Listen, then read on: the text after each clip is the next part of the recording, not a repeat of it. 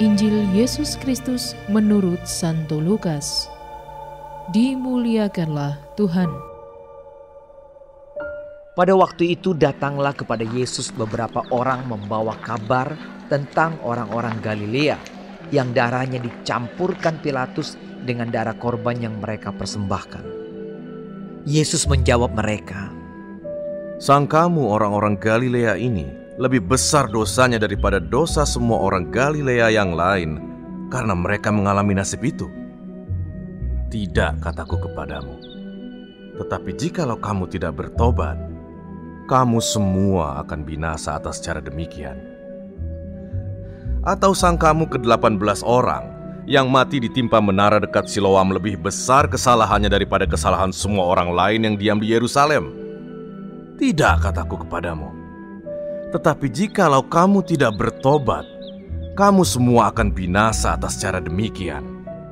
Lalu Yesus mengatakan perumpamaan ini. Seorang mempunyai pohon ara yang tumbuh di kebun anggurnya.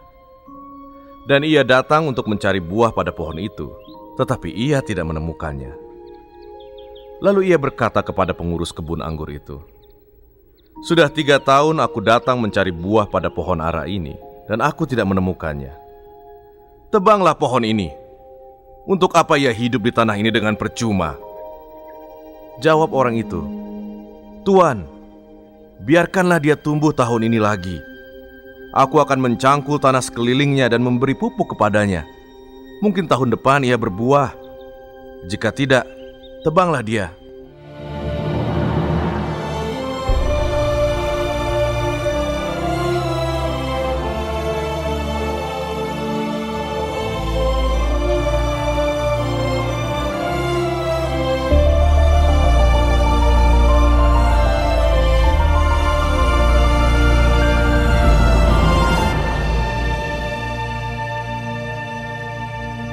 Demikianlah Injil Tuhan.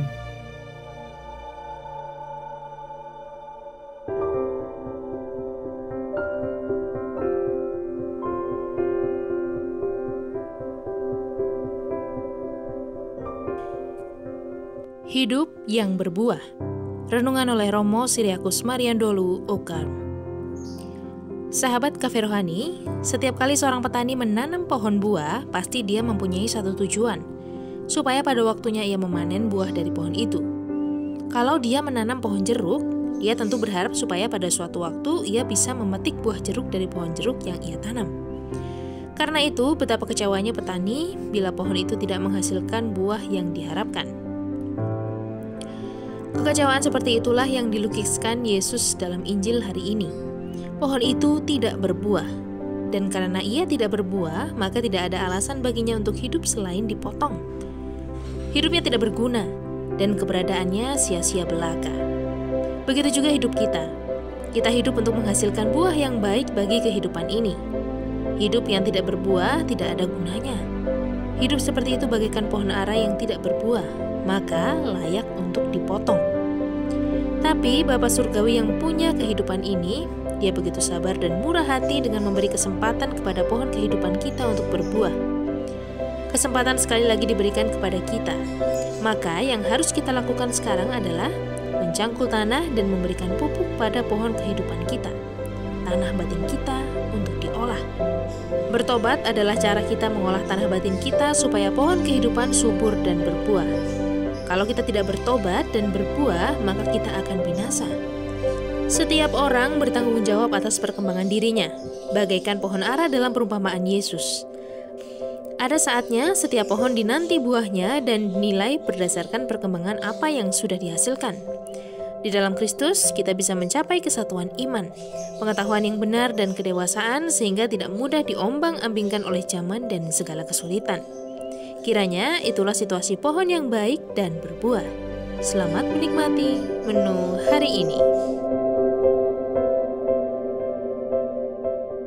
Renungan juga bisa Anda baca selengkapnya di Cafe Rohani edisi bulan ini. Dengarkan juga renungan ini di radio.karmelindomedia.com.